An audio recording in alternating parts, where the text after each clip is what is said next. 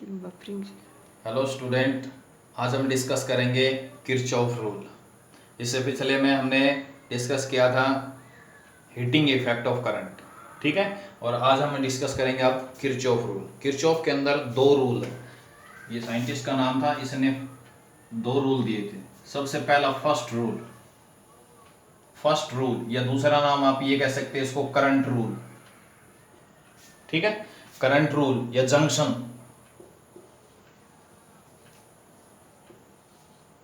समझ गए, या नोड, इन सभी के नाम से जाना जाता है। अभी पेपर में है ना, कई बार अलग अलग नाम से, किसी भी नाम से पूछा जा सकता है कि करंट रूल क्या है, जंक्शन थ्योरम क्या है, ठीक है, नोड पॉइंट क्या है, नोड टर्मिनल क्या है, ये सब चीजें इन्हीं नाम से जाना जाता है। ये आपके पास किरचॉफ का फर्स्ट रूल, ठीक है। जंक्शन मतलब वो एक टर्मिनल, वो एक पॉइंट जहां पर एक से ज्यादा चीजें आती हैं, मीट करती हैं और वापिस चली जाती हैं, वो जंक्शन। क्या कहता है first rule? Algebraic sum of the current meeting at a point is equal to 0। ये है हमारा फर्स्ट रूल कि एक ही पॉइंट के ऊपर, जैसे मान लो ये एक पर्टिकुलर पॉइंट हो गया, इसके ऊपर एक से ज्यादा वायर आ भी रही है, जा भी रही है। जैसे आप बोलते हैं ना रेलवे जंक्शन के अंदर, भाई दिल्ली जंक्शन, उस पर एक से ज्यादा ट्रेनें आई भी और गई भी, ठीक है। तो ऐसे ये हमारे पास एक पर्टिकुलर जंक्शन हो गया, इसके ऊपर एक से ज्यादा वायर आ भी रही हैं और जा भी रही हैं, ठीक है।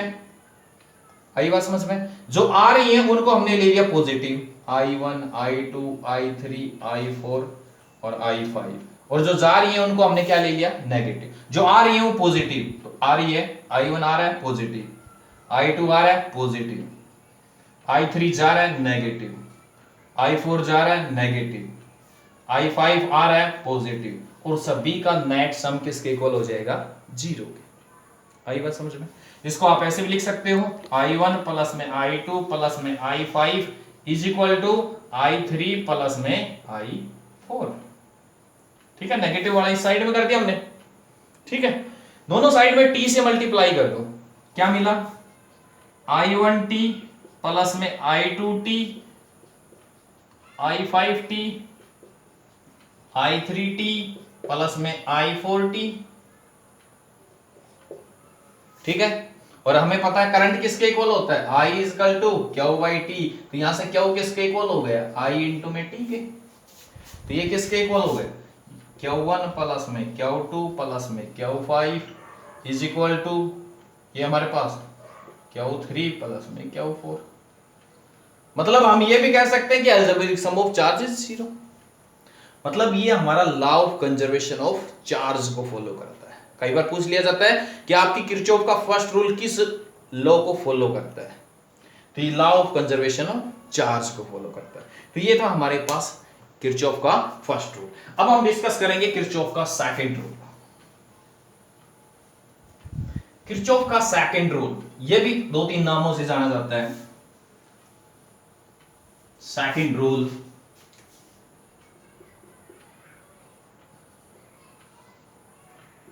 ठीक है, loop theorem, mesh, voltage rule,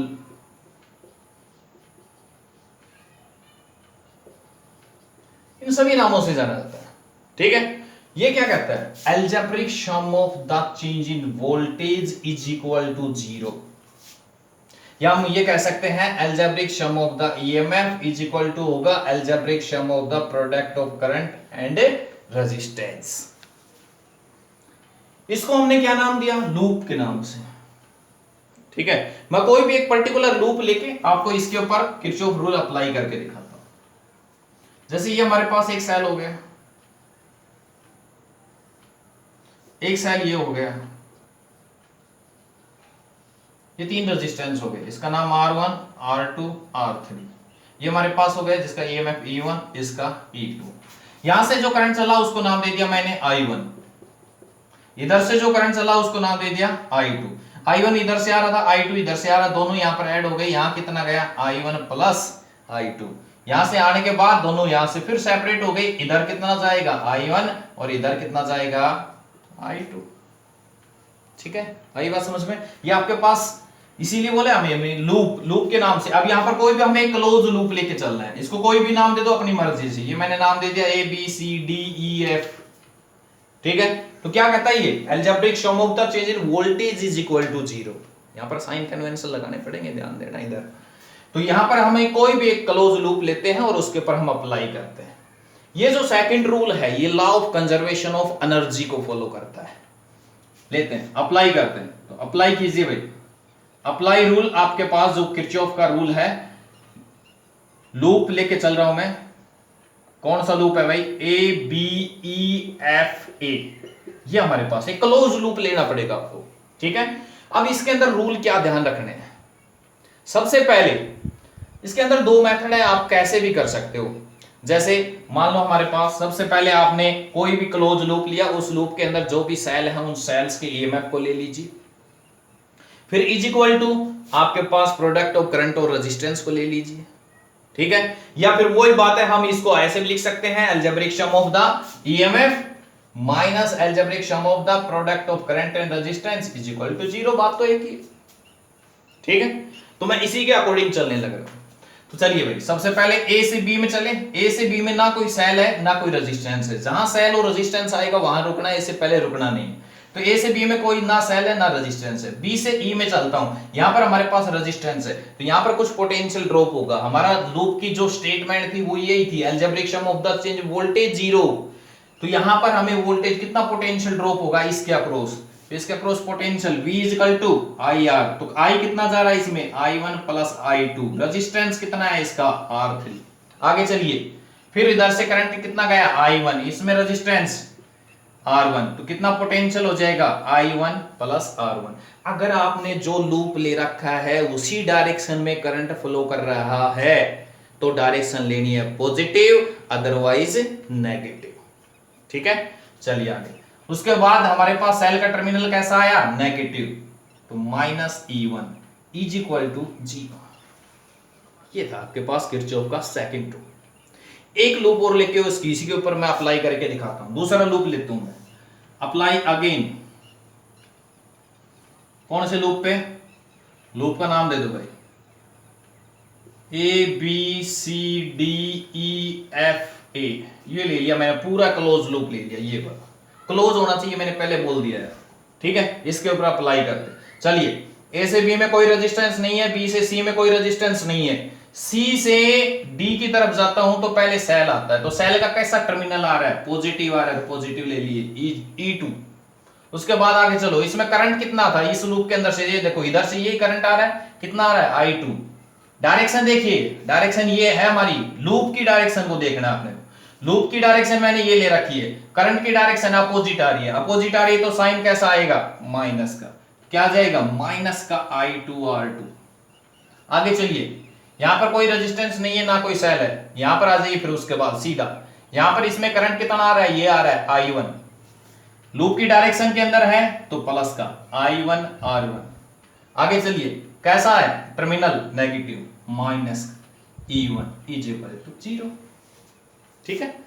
तो ऐसे आप कोई भी एक क्लोज लूप लेके और उसके ऊपर किरचॉफ रूल अप्लाई कर सकते हैं, ठीक है। तो ये था आज के हमारे पास किरचॉफ का फर्स्ट और सेकंड रूल। इसी के साथ अब दूसरा हम इसी के ऊपर बेस टॉपिक लेके चलते हैं, व्हीटस्टोन ब्रिज।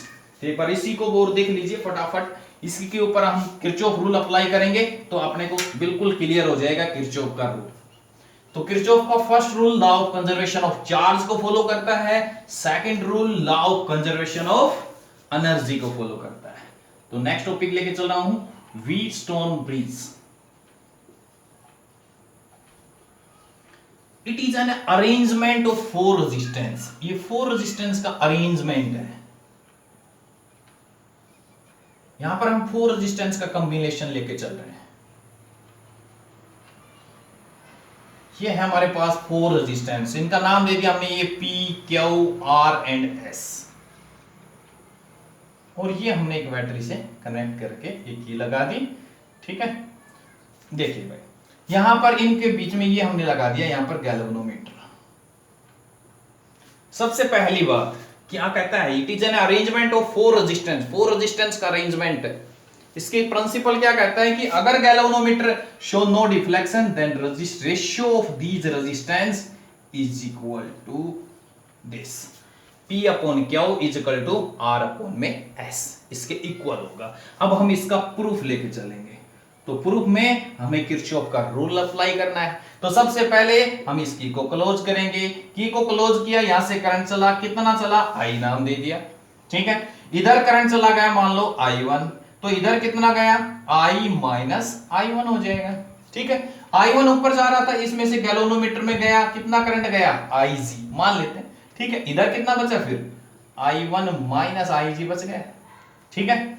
इधर से Ig ऊपर से नीचे आ रहा था, I माइनस I1 इधर से आ रहा था, दोनों ऐड हो गए, इधर कितना गया, I minus I1 plus Ig, और यहां से ये आया, इधर से ये मिक्स हुए, दोनों ऐड होने के बाद इधर करंट कितना बचा, सिर्फ I।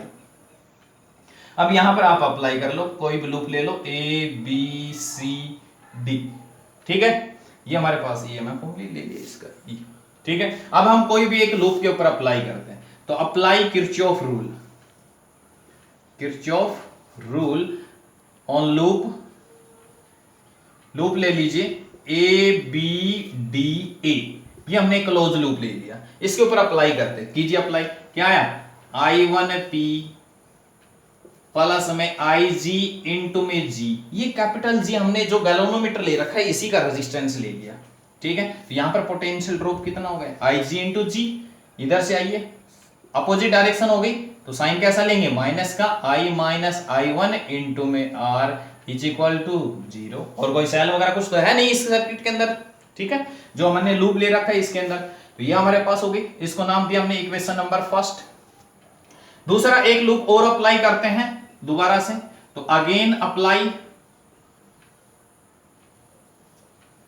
Apply Kirchhoff rule on loop, दूसरे वाला लूप ले लीजिए BCDB, इसके ऊपर अप्लाई कीजिए, B से C चलो, कितना है current, I1 minus Ig into में रेजिस्टेंस क्यों, आगे चलिए, डायरेक्शन अपोजिट आ गई, साइन किसका लोगे, माइनस का लोगे, I माइनस I1 प्लस में Ig इंटू में कितना आ जाएगा S, फिर इधर से आ रहे थे, डायरेक्शन फिर अपोजिट है, फिर माइनस का साइन आ जाएगा, Ig इंटू में G is equal to 0, equation number 2। इतनी बात समझ में आ गई।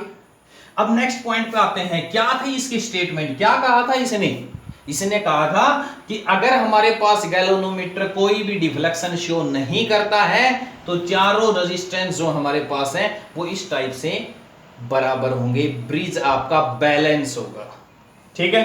तो galvanometer show no deflection, if galvanometer show no deflection, अगर गैल्वेनोमीटर कोई डिफ्लेक्शन शो नहीं करता है तो Ig की वैल्यू कितनी हो जाएगी, 0 रखो दोनों इक्वेशंस में, Ig की वैल्यू 0, क्या बनी, ये वाली 0 हो जाएगी, इधर Ig की वैल्यू यहां पर भी 0, यहां भी 0, कितनी बची फर्स्ट इक्वेशन से, तो फ्रॉम फर्स्ट से बात करता हूं मैं, फ्रॉम इक्वेशन फर्स्ट से क्या मिला, I1 इंटू में P, ठीक है, Ig की वैल्यू तो 0 हो गई, खत्म, ये आगे चलो, minus I minus I1 into में R इज इक्वल टू 0, ठीक है। आगे चलिए, I1P इज इक्वल टू, इसको राइट हैंड साइड में ले जाएंगे, क्या बचेगा, I माइनस I1 इंटू में R, इक्वेशन नंबर 3 दे दूं इसको, ठीक है। इक्वेशन नंबर सेकंड से बात करो, फ्रॉम सेकंड से बात करते हैं हम, सेकंड के अंदर Ig की वैल्यू 0 रखो, क्या मिला, I1 इंटू में क्यों,